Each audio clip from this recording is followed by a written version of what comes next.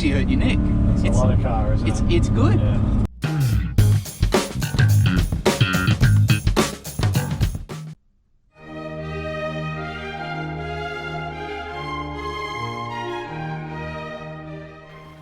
Do you remember the original C63 AMG? It had a 6.2 litre normally aspirated V8 and a reputation for being quite a hooligan's car, a real tyre fryer. Today we have a 2015 C63S AMG.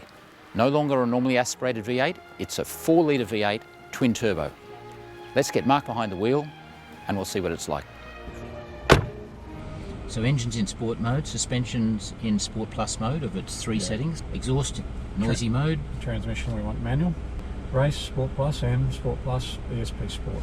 So that ESP won't be intervening at quite a low level, it just gives it a little bit more latitude there. Cool. I do like the fact you can really tune a lot of those things, and I wonder how many AMG owners actually do that. Boy, they sure flatter you. Look at all this carbon fibre and trim. Is that real timber? I don't know. Looks like it. Oh look, it's got an IWC.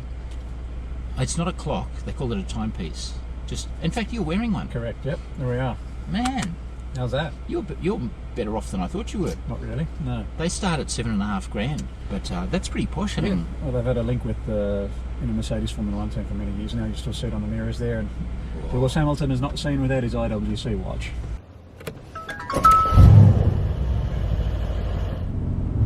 Which actually is an interesting question. Who drives a car like this? This is your senior sales manager's car, not just the ordinary sales rep. So this is the guy who used to have a Maloo ute or a Walkinshaw or a Clubby, and he's got fed up with Holden because they don't make cars in Australia anymore. He's grown up, got a proper job, a couple of kids, and he said, "Oh, what'll I get now?" And he's gone, "This is it. This is the latter day version of your Club Sport Walkinshaw." Oh mate, I can just feel that thing's just itching to go, isn't it? Oh.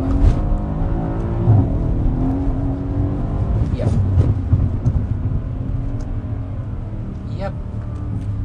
Okay, I'm starting to get the feel for it. We've been in a few 600 horsepower cars recently. Well, we have, and this is not a standard C63S, is it? It's chipped up, and it's chipped up a good probably 90 horsepower. Yeah. It's not far off 600 horsepower, and it's definitely got that. And another 100 newton meters of torque, or more. So here we go, we've got comfort mode, nice blue colour. We've got sport, it's gone a bit orange. Sport plus, oh, it's gone red. And then race mode. And here we go, individual. Individual, which is the way you like it, there. Purple. With your settings. So I'm in individual mode there, so I've got my shift lights up. Yep. It's quite a jiggly ride down here, isn't it? Well, that's on pretty hard suspension setting and sport suspension setting, and you can really feel it compared to just riding on comfort. I think we're already coming to the conclusion that it fulfills the sport sedan requirement. Yeah. The question is, can it also be a comfortable luxury car? A little bit of wheel spin there for you, Stu. You could just feel that there. I've still got stability control on, of course. I'm not going to turn that off. I don't think on the road you would ever turn stability control off on one of these cars, maybe on a racetrack, but you'd leave it on. And now we've pushed all the thresholds up a little further. That only just comes in right at the very top end when the car's about to break into wheel spin. You do have to turn the wheel a lot to get it around a corner. There's a lot of lock required, unlike some of the Porsches and certainly the McLaren, of course. Whether you can really compare this car to that, it's probably not fair. I prefer the ride in this to the McLaren. The McLaren would be actually quite skittish down here. You can see our review on the inCARnation channel. It's already there. Yeah, but a lot of lock required in the corners, and that's probably something I don't like so much. So that's because you've been brought up with Lotuses and open wheelers. Well, I'm used to single-seater racing cars. Yeah.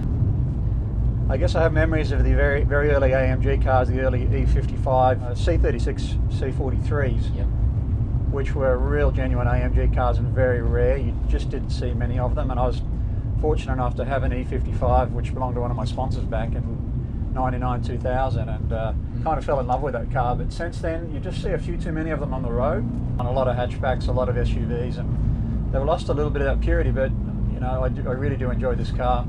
A lot of grip. I love the feel of two-wheel drive as opposed to all-wheel drive. You know, the rear tyres on this, they're 19-inch rims, but they're 275s on this car. The previous one only had 255s, I think. So it was a total tyre fryer. But hang on a sec, who are we? Mark is a race driving instructor, whether it's setting lap records in GT cars in Japan or China, or his wins in Formula cars in Europe, or winning the Aston Martin Cup Championship. That's Mark. Me, I'm Stu. I'm not quite so well known, but I've owned and driven some pretty nice cars. I'm also a race driving coach and way too old to be an internet sensation. Together, Mark and I are inCARnation. And just with tightening up the gear shifts, we're in full manual mode, so I've got full control over the paddles. It won't shift gears unless I shift physically. And that shift is really sharp. Nice little burble on the downshift there. And if I go down to first there, what are we doing, about 40 k's an hour? You can hear that nice little burble there. So viewers, as you can see, the inner scale here represents the power. The engine's 28 kilowatts, and the torque on the outside in Newton meters.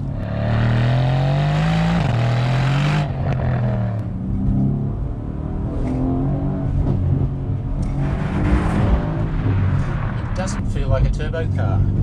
Actually, it doesn't, does it? No, it's very responsive. Not quite as sharp as the 6.2 litre V8. Just this momentary lag, and then boom. It's only momentary, isn't it? It's really not much at all. Very bumpy.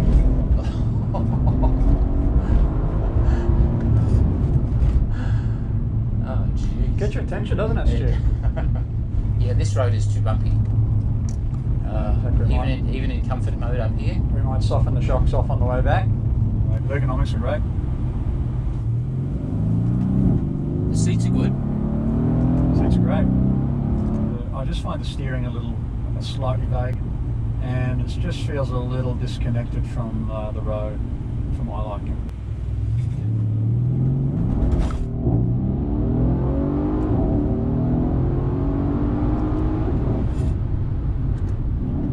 Whoa, they may not be carbon ceramics, but the steel brakes work pretty well as well.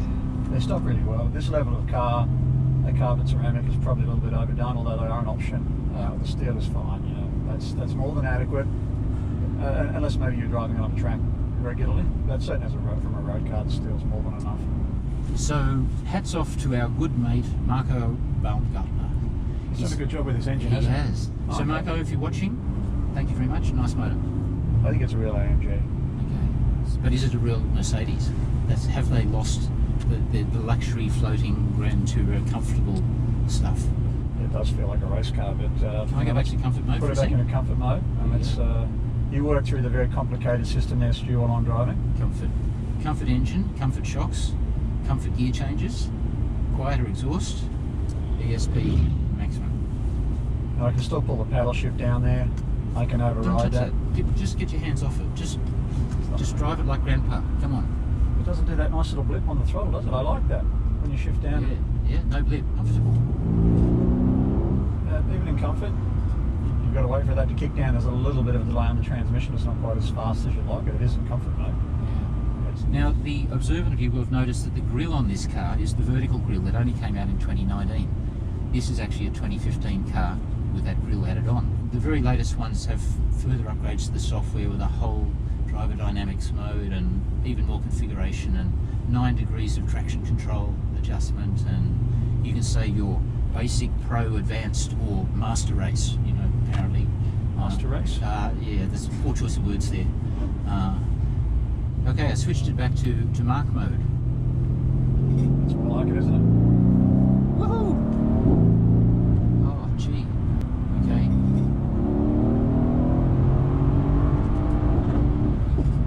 Wow, off the scale. So well over 550 horsepower there, 700 newton meters of torque, but it wasn't making the sound that I normally associated with that. In the turbo, it's such fire and fury, and in the McLaren, it was so loud. Can I stop and take a look at the...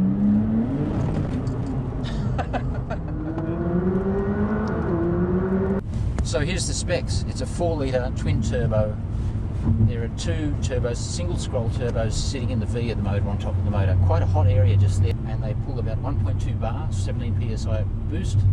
And as you can feel, the torque comes in really low. Maximum torque starts as low as 2000 RPM, pulls all the way up to about 5.5. The torque does tail off a little bit at the top. Did you notice that? It does flatten out a little bit at the top, but by that stage you are going very quickly. No. I go down to second under 2,000. Yep. Whoa. It's a little slow off the line. Am I right? Just a little bit. Just while you're waiting for the turbos to spool I up. don't know if it's the turbos. It feels more like the transmission to me. Just a little slow there initially. Can I hear a bit more of that snap, crackle and pop?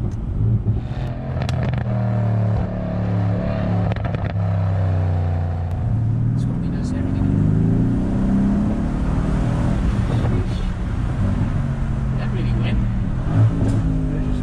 There it is right there.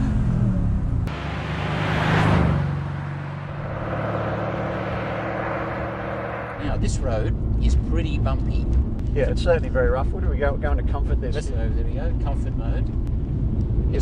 It's still saying flat, but so it's not rolling, but it's So it's a little more wallowy, but actually that's what you want on a road like this. It's just not anywhere near as harsh. It's just eating up those bumps much more effectively. You can feel that through there. Yeah. It's not thumping back through the suspension. I can't feel it in the steering. No. Whereas I was feeling those bumps in the steering before. So now we've gone into comfort. That whole threshold has come down dramatically. Yeah. And it's going to pull the stability control on very quickly in a corner. Gosh, we've got huge corner grip there. Yeah. Righto, I'm going back to your individual mode. So There you are. You're back in your settings now. So I know you like it that way. Yeah, just how flat the car sits. Yeah. Just tightens the steering up. Oh. I mean, there's no tyre squeal around there at all, but a lot of that is to do with the chassis working so well. Yes. There's no doubt about it, this is a very fast car.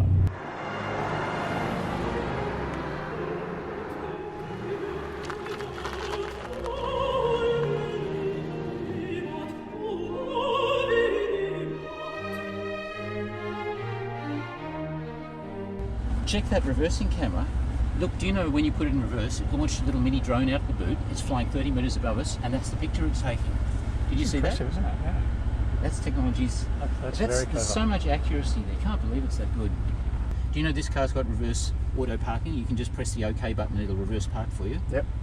But with all the aids this car's got and the good visibility, if you can't reverse park this car by yourself, you should not have a driver's license. Yes, no doubt. And look at you, saving the planet using 4 kilowatts as we drive along here. Absolutely. Good man. Now, the good news about this motor, one of the major reasons they went to this turbo motor, it's 35% more fuel efficient than the old 6.2. So that's a good thing. You don't actually buy one of these timepieces, do you? You get invited to the boutique, you meet the concierge who evaluates you for your suitability to actually own an IWC. Yeah. So that's why they try and make you feel important in this car. They put little things like that in. Oh, that's absolutely. Do you know that's waterproof to 120 metres? Is it? So Really? if you fly over one of these bridges here into the water, we'll probably be fine because it's only 40 metres deep. Yeah, look, I didn't intend to try it, but I know you're pretty good at steering cars off bridges into creeks, aren't you, Stu? Is that right? Oh yeah, I was hoping you wouldn't mention that. You forgot about that? Yeah, okay, let's enjoy the video. Here is me last year. Here's a bump.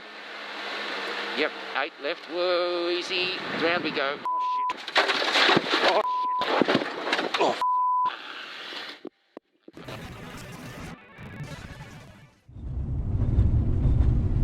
Yeah. Is that all right? Data. Next one. Okay. It's quite slow to respond. Yeah, it is, isn't it? Here we go. Engine data. Got it, finally. Man, I have not got the required intelligence to drive that thing. You certainly couldn't do it while you were driving the car yourself, could you? Not left-handed. You need a when co-driver. Normally you drive a mouse with your right hand. Okay. Oh, man, grip. That's our Even on the 25k speed corner. notes, it's just getting just a little. Little bit of stability control kicking in there. That's still in individual mode. Just a little bit, but it wasn't obtrusive at all.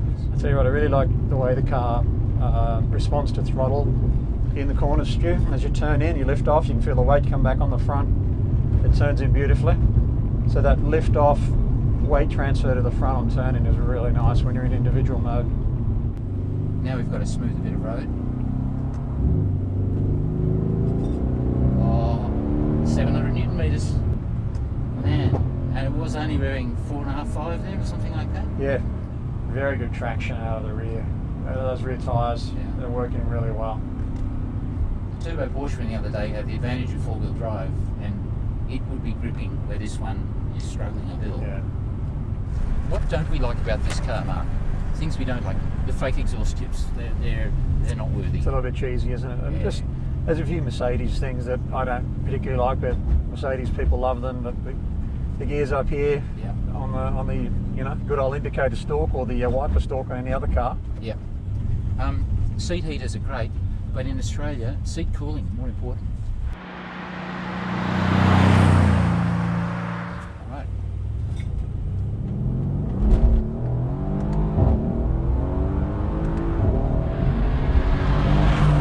A little bit of lag down there low in first gear as we took off, but that's more the transmission, I think, than anything else.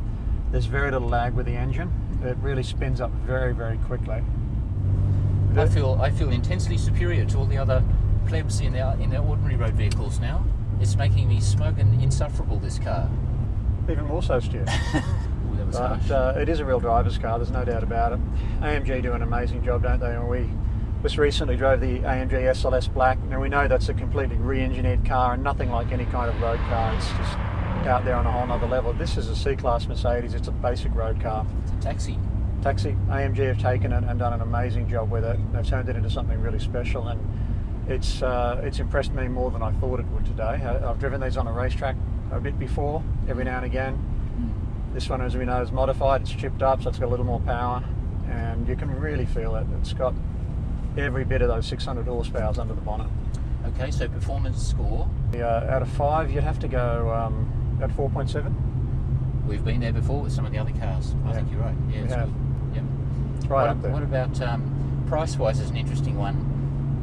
A lot of these cars are now 5 years old like this. They're coming off the corporate lease. There's 200 of these cars on the market. They're not rare. There are lots of them out there. So that's part of the good thing and the bad thing about it. It's not going to be a collectible. It started at $85,000 for a second-hand one 5 years old. This one will be quite a bit more than that because it's beefed up and it's low Ks and it's bloody good. Yeah, I'd say 3.5. Okay. I mean, looking at it from a value point of view as well, value for money, what you get, that's a lot of car for $85,000, isn't it? Which leads us Look to at it from that. It's going to go down in value, it's not going to go up in value, but it's a lot of car for the money. Yeah. Which does lead us to practicality. We've sat in the back seat. It's pretty good. It's good. There's a huge boot. It's not that big. It's easy to park. It's got all the. It's actually extremely practical car. 4.5, 4.6. I reckon, 4.5 is a good score. That'll be a record score for us. Yeah. It's not that striking looking compared to a McLaren or a turbo Porsche or something. A lot of people just look at it and go, yeah, it's just another C200. So presentation, I'd be saying 3. About 3 for presentation. Righto. What about personality? How would you rate its character? It's Jekyll and Hyde, isn't it? It is. 3.5. Oh, that's pretty good. Yeah. Okay. Yeah. All right. So I think we've covered them all now. There's the score right there on the side of the screen. Woo! So there we go. That looks like it's scored around a 19, something like that, close to it. Good work. There we go. That's a high score. Righto, Mark. Let's go. Peel out, baby. Oh, hang on with the pedestrian. No, don't peel out. There's people here. Because if you do in one of these cars, they'll be on the phone to the cops before you, because it just makes so much racket. Yeah, absolutely. So we don't need that. We don't terrorise people. Okay, summary. This car does everything, doesn't it? It flatters you. Yeah, it does. I guess we set out to decide, was it a real AMG car or just one of those thousands of AMGs you see around the place with AMG badges on them. It's certainly a very well engineered car. I love the fact you can tune it individually to the way you want it, which I've done today. I've thoroughly enjoyed driving it. It's a real AMG car. It reminds me of what AMG is all about, so they've certainly got it right. They've rounded off the rough edges from the previous model, not just physically, which there's more boxy guards and stuff, but the whole power delivery's a lot smoother. Yeah. The old car was Sylvester Stallone. This one is Steven Seagal, who's... Yeah. You know, in Germany you can pay an extra €1,000, used to be Deutschmark, and you get what's called Vorfahrteingebaut in a car. And that's a German expression that means right-of-way built in. It means you can go sailing through any intersection or roundabout and do whatever you bloody well like. And you always go, I'm in a Benz.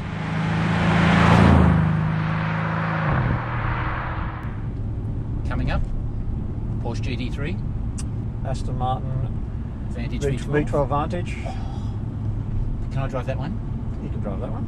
Really? Can I do the whole review and you sit here?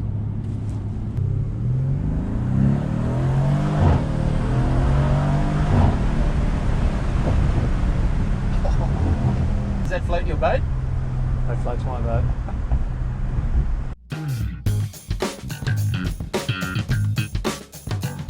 We've got some nice friends, haven't we? We have generous friends who are really helping us with our YouTube channel. So yeah, Clive, thank you very much for trusting your beautiful AMG Benz to us today. On you, Clive. Top bloke. Thanks for watching the video. We've got a heap of really interesting cars coming up straight away, so please subscribe to the channel so we can keep producing content. We want to bring videos like this one out every week. See you soon.